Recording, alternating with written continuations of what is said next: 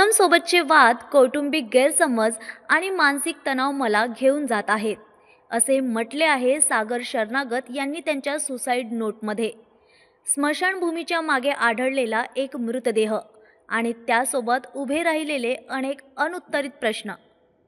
नागपूरच्या वाठोडा परिसरातून समोर आलेली ही घटना ज्याने शहरात खळबळ उडवली आहे. वाठोडा स्मशानभूमीच्या मागील भागात सागर शरणागत या तरुणाचा मृतदेह आढळून आला.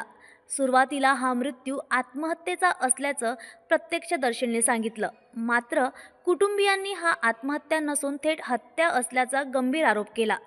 कुटुंबियांच्या म्हणण्यानुसार सागरने मृत्यूपूर्वी एक नोट लिहिली होती, जी त्याने सोशल मीडियावरही पोस्ट केल्याचा दावा करण्यात आला. या नोटमध्ये त्याने पत्नी पूनमसोबत सुरू असलेले वाद, कौटुंबिक गैरसमज आणि मानसिक तणावाचा उल्लेख केल्याचे नातेवाईक सांगतात. मागील काही महिन्यांपासून दोघांमध्ये वाद सुरू होते आणि तो विषय महिला आयोगापर्यंतही पोहोचला होता. मात्र कुटुंबियांचा ठाम दावा आहे की सागरला आधी मारहाण करण्यात आली आणि त्यानंतर त्याची हत्या करून मृतदेह स्मशानभूमीच्या मागे फेकण्यात आला. या आरोपांमुळे प्रकरण अधिक गंभीर बनले.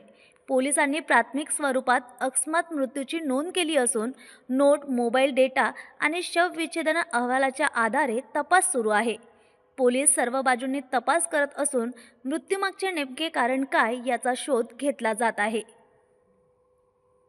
मैं भीमराव शरणागत, मुक्काम डोंगरी।